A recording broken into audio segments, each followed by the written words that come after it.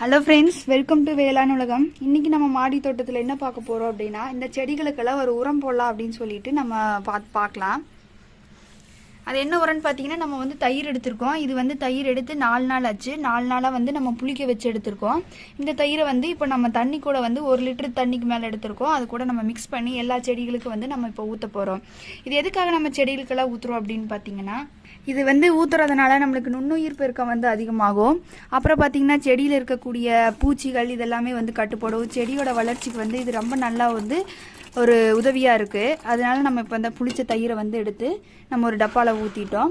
இது கூட வந்து நம்ம 1 லிட்டருக்கு மேலே தண்ணி எடுத்திருக்கோம். இந்த தண்ணி வந்து ரொம்ப தாராளமாகவே இருக்கும். அது கூட வந்து நம்ம இப்போது கலக்க போகிறோம்.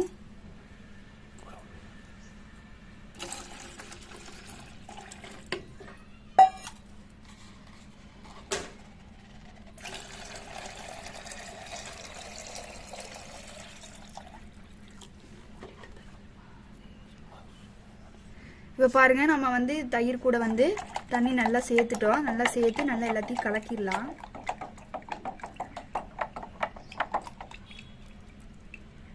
இது பார்த்தீங்கன்னா, நம்ம மாதத்துக்கு ஒரு 2 தடவையாவது செடிகளுக்கு வந்து ஊற்றணும். இது வந்து ஒரு நல்ல உரமாக வந்து பயன்படும். இப்போ பாருங்கள், நம்ம கத்திரி செடிக்கு வந்து நம்ம ரெடி பண்ணி வச்சுருக்க உரத்தை வந்து கொஞ்சமாக வந்து ஊற்றலாம்.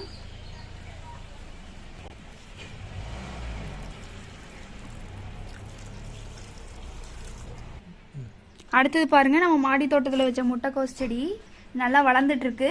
இது வந்து எந்த ஒரு நோய் பூச்சி தாக்காமல் இருக்கிறதுக்காக நம்ம இந்த மாதிரி ஏதாவது வந்து உரம் வந்து கொடுத்துட்டே இருக்கணும்.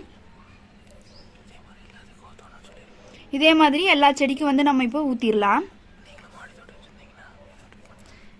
இப்போ நம்ம எல்லா செடிக்கும் நம்ம ஊற்ற போகிறோம். நீங்களும் வந்து மாடி தோட்டம் வச்சு இந்த மாதிரி செடிகள் வளர்த்துட்ருக்கீங்க அப்படின்னா இது வந்து ஒரு நல்ல வந்து உரமாக வந்து பயன்படும். இந்த மாதிரி உரத்தை வந்து நீங்கள் கண்டிப்பாக தயாரித்து எல்லா செடிகளுக்கும் வந்து ஊற்றுங்க. அதோட வளர்ச்சி வந்து நீங்கள் கண்டிப்பாக வந்து நல்ல விதமாக பார்க்கலாம். நன்றி.